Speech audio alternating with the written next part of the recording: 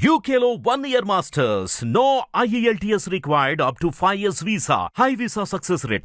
శ్రీ గురుభ్యో నమః. శ్రీ మహాగణాధిపతయే నమః. మనము అక్టోబర్ మాసంలో ధనస్సు రాశిలోకి గనక మనం ప్రయాణం చేసినట్టయితే ఈ ధనస్సు రాశి వారికి ఈ నెలలో ధనలాభం ఉందట. శుభకార్యాలు చేస్తారు, 10 మందితో కలిసిమెలిసి ఉంటారు. కాకపోతే బంధువులతో కలహం ఏర్పడడానికి ఆస్కారం ఉంది. భార్యాబిడ్డలతో కూడా కలహం ఏర్పాటు కావడానికి అవకాశం ఉంది. కాబట్టి తగు జాగ్రత్తగా మెలగండి. ఇక ఈ ధనస్సు రాశి వారికి మొదటి వారం, అక్టోబర్ మొదటి వారంలో కనుక చూసుకున్నట్టయితే బంధువులతో కలహము, అగ్ని వలన భయము, దొంగల వల్ల, చోరుల వల్ల అంటే దొంగల వలన భయము ఏర్పడడానికి ఆస్కారం ఉంది. యత్నకార్య భంగము కూడా కలగడానికి ఆస్కారం ఉంది. అది తగు జాగ్రత్తలో వ్యవహరించాలి. అంటే అగ్ని వలన అంటే విద్యుత్ వలన కూడా భయం కలగవచ్చు.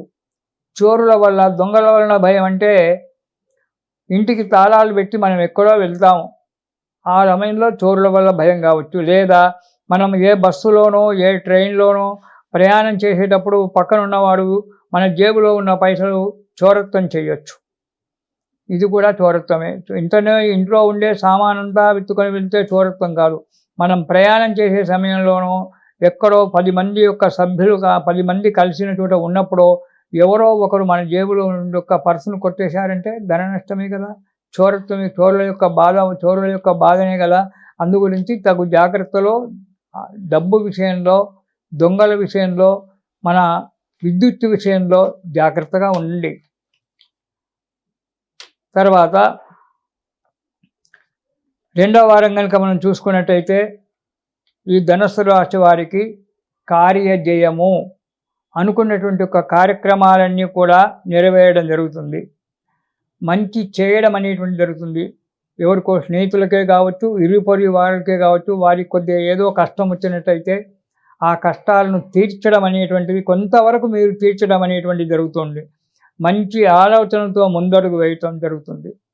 మంచి 10 మందికి సహాయం చేయాలి అనేటువంటి ఒక ఆలోచనతో ముందడుగు వేయడం అనేటువంటిది జరుగుతుంది. ఆరోగ్యంగా కూడా ఉంటారు. రెండవ వారము ఈ ధనస్సు రాశి వారికి అక్టోబర్ మాసంలో శుభంగానే ఉంది.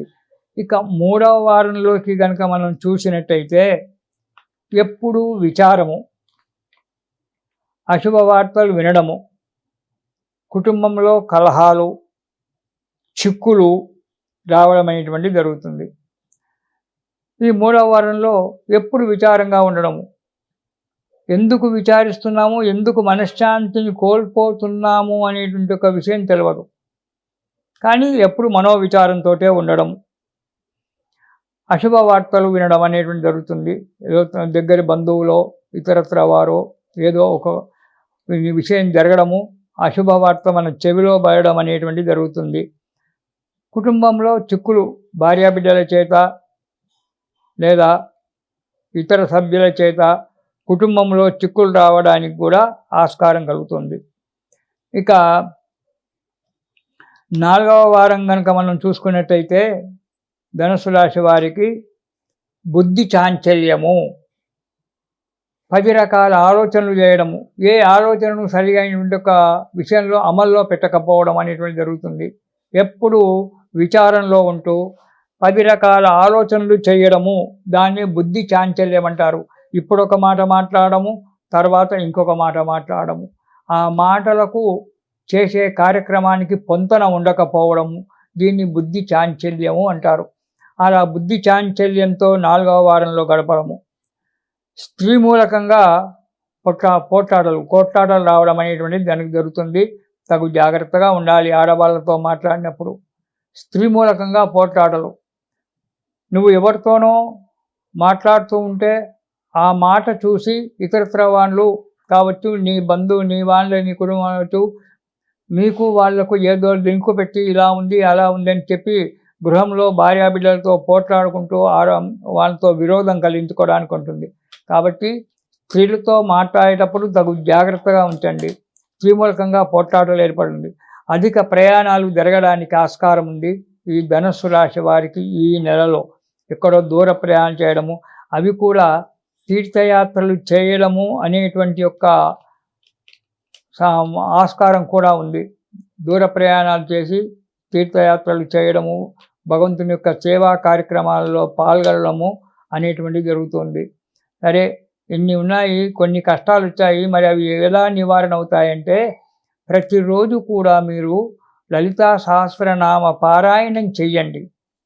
ప్రతిరోజు కూడా మీకు ఉదయమే కావచ్చు, సాయంకాలమే కావచ్చు, మీకు నచ్చిన సమయంలో మనస్సు ఎలాంటి పని లేకుండా మనస్సును నిష్కల్మషంగా పెట్టుకొని ఒక అరగంట సేపు కష్టపడండి. అది 20 నిమిషాలలో అయిపోతాయి, కానీ ఒక అరగంట కష్టపడండి, నిదానంగా చెయ్యండి. ఆ తల్లి, ఆ శ్రీమాతృదేవి లలితా త్రిపుర సుందరి మీ కష్టాలన్నింటినీ కూడా దూరంగా చేసి మీకు సంతోషంగా హాయిగా జీవనం గడవడానికి సహకరిస్తుంది. ఎందుకంటే అమ్మనే కదా. కుపుత్రో భవతి క్వచిదపి కుమాతా న భవతి అంటారు జగద్గురు శంకరాచార్యుల వారు. కొడుకు చెడ్డవాడై తల్లిపాలు దాగి తల్లి రమ్మునే గుద్దేటువంటి ఒక వ్యక్తి ఉండొచ్చు, కానీ కుమారుడు ఉండొచ్చు, కానీ తల్లి అలా ఉండదు. కుమాత న భవతి. ప్రపంచంలో చెడ్డు తల్లి అనేటువంటిది ఎవరికీ లేదు. మన మంచిని, తన సంతానం యొక్క మంచిని కోరుకునేటువంటి ఒక తల్లే ఉంటుంది. తాను తినకుండా మనకు భోజనం పెట్టి పెంచేటువంటి ఒక తల్లులే కానీ, తల్లులు కడుపు నిండా తిని కొడుకు అన్నం పెట్టకుండా ఉండబడేటువంటి ఒక తల్లి ప్రపంచంలో లేదు.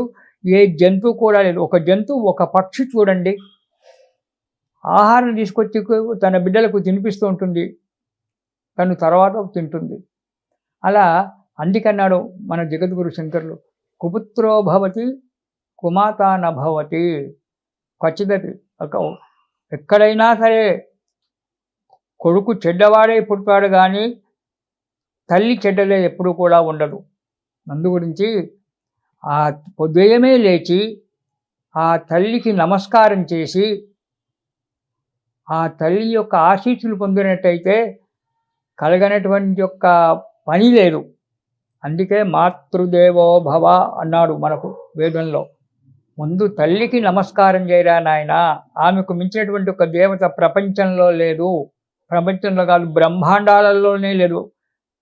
బ్రహ్మాండం అంటే ఒకటే కాదు, కోట్ల బ్రహ్మాండాలు ఉన్నాయట. అలాంటి కోట్ల బ్రహ్మాండాలలో కూడా తల్లికి మించినటువంటి ఒక దైవము లేదు. కాబట్టి మా తల్లికి నమస్కారం చేయాలి. ముందు లేవగానే తల్లికి నమస్కారం చేసి వంగి పాదాలకు నమస్కారం చేసి అయితే భూప్రదక్షిణము చేసినటువంటి ఒక ఫలితం వస్తుందట. మనకు వేదాలు చెప్తాడు. తల్లి తండ్రిని నిలబెట్టి వాళ్ళ ఇద్దరికి 3 ప్రదక్షిణాలు చేసి కాళ్ళకు సాష్టాంగ నమస్కారం చేసినట్టయితే భూమిని 3 సార్లు ప్రదక్షిణ చేసినటువంటి యొక్క ఫలితం వస్తుందట. మాతాపితృ సమం దైవం నదైవం పితృమర్చయేత్ సర్వతీర్థ ఫలంజ్ఞేయం మాతా వందనతాం సదా. తల్లికి నమస్కారం చేస్తే ప్రపంచంలో ఉన్నటువంటి ఒక అతి ముఖ్యమైన ఒక దేవాలయాలు దర్శనం చేసుకునే యొక్క పుణ్యం లభిస్తుందట. అందుగురించి పొద్దున్నే లేచి తల్లికి నమస్కారం చేయండి. తల్లి ఉన్నవాళ్ళు, తల్లి తండ్రి లేరు, వాళ్ళ ఫోటోలు ఉన్నాయి, ఆ ఫోటోలకు నమస్కారం చేసుకోండి. మనసులో తలుచుకోండి, మాతృదేవో భవ అని చెప్పి అనుకోండి, పితృదేవో భవ అని చెప్పి అనుకోండి. ఆ తర్వాత మీరు స్నాన సంధ్యాదులు తీర్చుకున్న తర్వాత ఒక్కసారి జగన్మాత అయినటువంటి యొక్క లలితా త్రిపుర సుందరీ దేవి యొక్క నామాలు పారాయణం చెయ్యండి. మీకు అన్నీ కూడా సరి అయినటువంటి ఒక సమయంలో మీరు ఏది కోరకుండానే ఆ తల్లి తీసుకొచ్చి పెడుతుంది. మీరు కోరకుండానే, మీరు వరం అడగకుండానే మీ వరాలని తీర్చిపెడుతుంది ఆ లలితా త్రిపుర సుందరి. కాబట్టి పరీక్షలంటే భగవంతుని యొక్క పరీక్షలు ఉంటాయి. పరీక్షలు తట్టుకొని నిలబడాలి. ప్రారబ్ధ కర్మ అనుభవిస్తూ ఉండాలి. ఇది తప్పదు, అది తప్పదు. ఏది వచ్చినా అమ్మను వేడుకుంటూ ఉండండి. మీరు అప్పుడు ఈ వీరికి కష్టాలన్నీ తొలగిపోయి ధనుసు రాశి వారికి సుఖంగా సంతోషంగా జీవనం గడుపుతూ ఉంటారు. ఇది శుభం.